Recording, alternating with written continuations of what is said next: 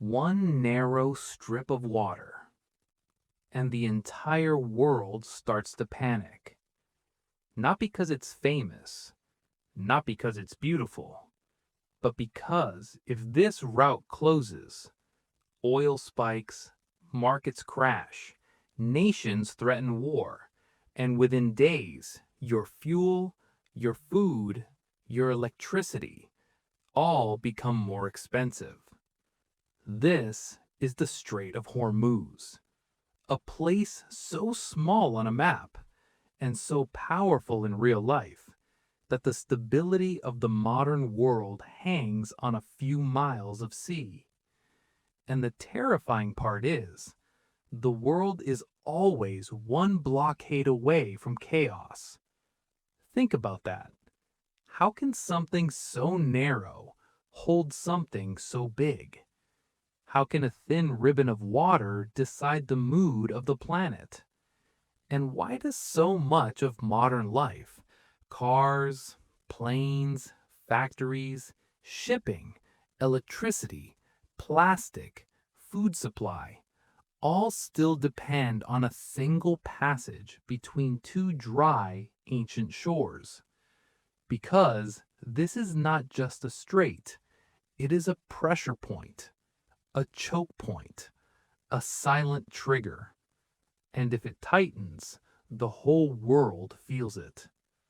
Every day, millions of barrels of oil move through this corridor, a huge share of the world's energy, passing through water so narrow that at some points the safe shipping lanes are only a few miles wide. That's all. A few miles. That's the distance between routine and emergency, between trade and fear, between peace and the headline that changes everything. But here's the strange part.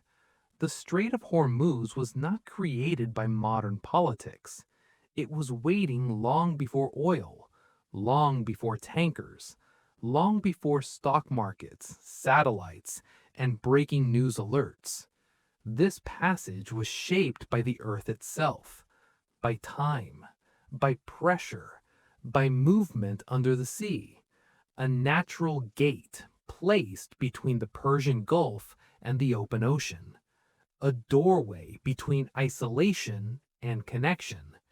And for centuries, people crossed these waters for very different reasons, not for crude oil, but for survival, for trade, for empire, for pearls, for dates, for fish, for spices and silk and stories. Long before supertankers, small wooden boats moved through these waters. Sailors watched the winds. Merchants followed the coast. Empires looked at this narrow route and saw what powerful people always see: control. Because the truth has never changed. If you control the route, you influence the world beyond it. And then something changed. Oil. Black liquid pulled from beneath desert soil. At first, it looked like opportunity. Then it became wealth. Then power. Then dependence. And then everything shifted. The Gulf was no longer just a region. It became an engine, and the Strait of Hormuz became its throat. The world industrialized, cars multiplied, air travel exploded, cities lit up, factories roared, modern life accelerated. And beneath it all, energy, invisible, essential, addictive. The world began building a civilization that needed constant fuel every hour, every day, every year. And much of that fuel had to pass through here, through this one narrow channel, this one vulnerable artery. And that is where the mystery begins. Because if this place is so important, why is the world still so exposed? Why has humanity built such a massive system on such a fragile route? Why are entire economies, entire governments, entire daily routines balanced on a maritime bottleneck that can be threatened in a single week? That is the contradiction of modern civilization. We call it advanced, we call it connected, we call it secure. But one disruption, and suddenly we remember how delicate everything really is. Because the Strait of Hormuz has never been just about geography. It is about tension. It is about fear. It is about who gets to move, who gets to profit, and who gets to threaten the flow. Over the years, this water has become one of the most militarized places on Earth. Warships patrol it, aircraft watch it, missiles shadow it, drones scan it. The world stares at it not because it wants to, but because it has to. And every few years, the same fear returns.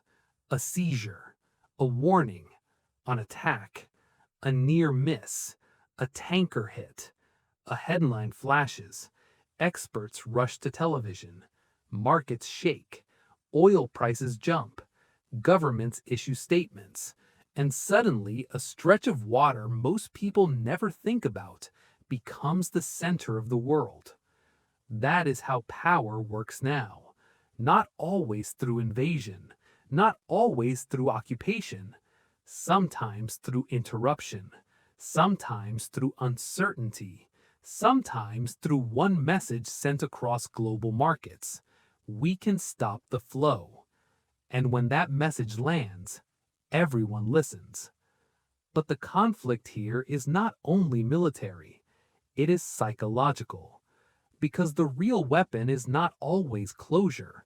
Sometimes it is the possibility of closure, the threat, the fear, the reminder that the machine of modern life is not as untouchable as it seems. And that fear spreads far beyond the Gulf. It reaches gas stations in Europe, factories in Asia, food prices in Africa, shipping costs everywhere. Because when energy becomes uncertain, everything becomes uncertain. Transport, manufacturing, agriculture, heating, trade, inflation, stability. This is the hidden truth of globalization. We imagine the world as vast, open, flexible, resilient, but often it is narrow, concentrated, dependent, and dangerously easy to disrupt. That is what makes the Strait of Hormuz so terrifying, not just what passes through it, but what it reveals. It reveals that modern comfort is often built on invisible vulnerability. You don't see Hormuz when you switch on a light. You don't think about it when groceries arrive on a shelf. You don't picture it when a truck moves across a highway. But it's there, in the background, quiet, essential, waiting. And then there's the darker side, because every route this important comes with a human cost. Competition becomes militarization, dependence becomes leverage, prosperity becomes pressure. Nations grow rich, others grow anxious. Local waters become global battlegrounds, and ordinary people, as always, pay for tensions they did not create. A fisherman, a dock worker, a family trying to afford fuel, a worker watching prices rise, a child growing up under the shadow of conflict. That is the cruel pattern of history. The most strategic places on Earth rarely belong only to the people who live there. They become symbols, targets, assets, warnings. And in that transformation, human lives often become background noise, something to be managed, something to be sacrificed, something smaller than national interest. But maybe that's the deepest tragedy of all, that humanity keeps building systems so powerful and yet so fragile, so advanced and yet so primitive in spirit. We can map the ocean floor, track ships from space, predict market shocks in seconds, but we still live in a world that one blockade, one escalation, one miscalculation can send fear across continents. Something ancient survives inside modernity. The old instinct: control the route, control the future. And that instinct has never really left us. It simply changed uniforms, changed flags, changed language.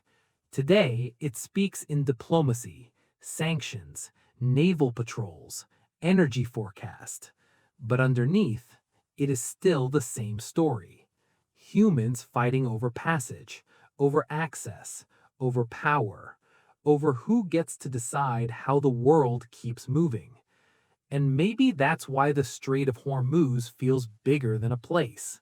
It feels like a mirror held up to our civilization, showing us what we've built, a world of astonishing connection, held together by invisible threads, a world that moves faster than ever, but still depends on a few fragile gates, a world that calls itself global, but can still be shaken by a narrow strip of sea.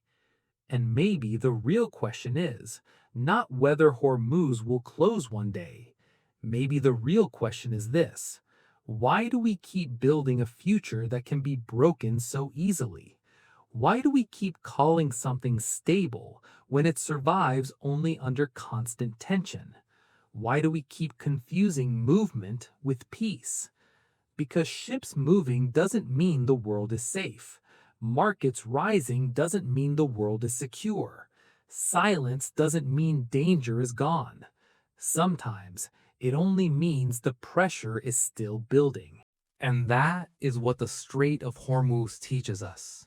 That civilization is not only made of ideas, it is made of routes, of corridors, of invisible dependencies, of fragile agreements we pretend are permanent. But nothing permanent has ever been built on fear. Nothing truly secure has ever depended on a choke point. And maybe that is the warning hidden inside this narrow sea. That humanity has become powerful enough to connect the world, but not yet wise enough to stop holding it hostage. Because in the end, the most dangerous thing about the Strait of Hormuz is not the water.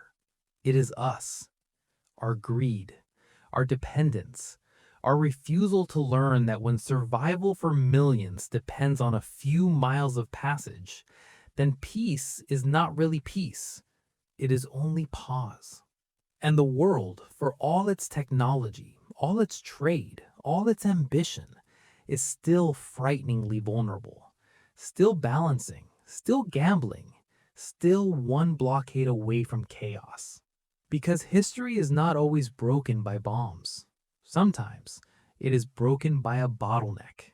And sometimes the fate of the world does not rest on a battlefield, but on a map, a narrow line, a silent corridor, a place most people will never see, yet one that shapes the price of their lives. That is the truth of Hormuz, and maybe the deeper truth of humanity too, that our greatest weakness is not distance, it is dependence. And until we learn to build a world that is less fragile, less hungry, less hostage to fear, we will keep living like this. Connected, advanced, powerful, and one narrow strip of water away from everything falling apart.